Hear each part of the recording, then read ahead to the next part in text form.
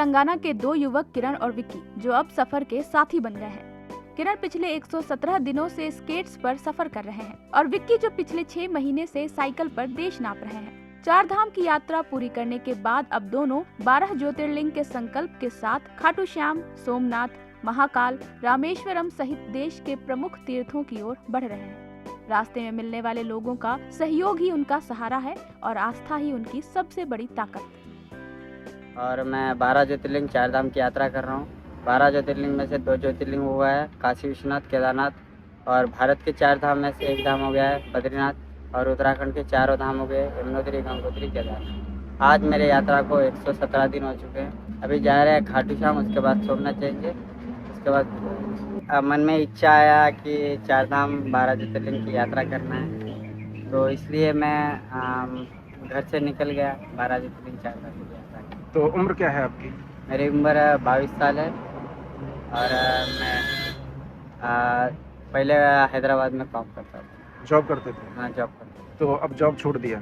Road की स्थिति और मौसम के अनुसार किरण 40 से 80 किलोमीटर तक का सफर हर दिन तय कर लेते हैं। रात्रि विश्राम के लिए वे किसी मंदिर, आश्रम या धर्मशाला की तलाश करते हैं।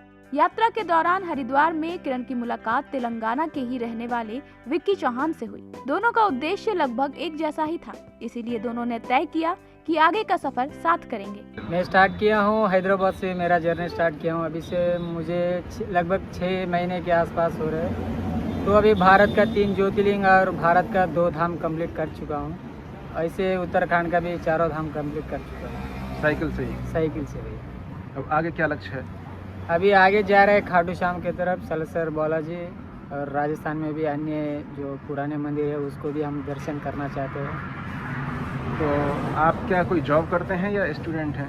मैं स्टूडेंट हूँ, कंप्लीट अभी बीकॉम कंप्लीट करके मैं यात्रा पे चलूँगा। क्या उद्देश्य, कैसे इच्छा हुई साइकिल से यात्रा करने की? एक उद्देश्य हुई कि मैं भारत के 12 ज्योतिर्लिंग और 4 धाम भी दर्शन करना चाहता हूँ। वैसे भारत का जो अन्य कल्चर को भी देखना चाहता हूँ, इसलिए तो मैं साइकिल पे निकल पड़ा। तो घर वालों ने आपकी इस इच्छा को मान लिया या किसी ने विरोध किया? पहली बात तो मैं घर वालों को नहीं बताया था, क्योंकि पूरा भारत घूमने में बहुत बड़ी बात है, तो घर वालों ने मना कर देता था। इसलिए तो मैं घर वालों को नहीं बता चुके निकल पड़ा हूँ। तो 2-3 के बाद मैं घर वालों को बोल दिया कि ऐसे जा रहा हूँ।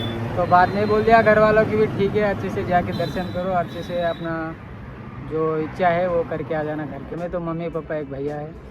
यात्रा के दौरान मिले अनुभवों के आधार पर ये युवा देश के युवाओं को संदेश देते हैं। उनका कहना है कि युवा पीढ़ी को नशे से दूर रहना चाहिए, क्योंकि नशे से किसी का फायदा नहीं होता। उनका मानना है कि यदि युवा अपनी ऊर्जा सही दिशा में लगाएं, देश को जाने, यात्रा करें और सकारात्मक सोच रखें, तो जीवन कहीं अधिक बेहतर बन सकता है।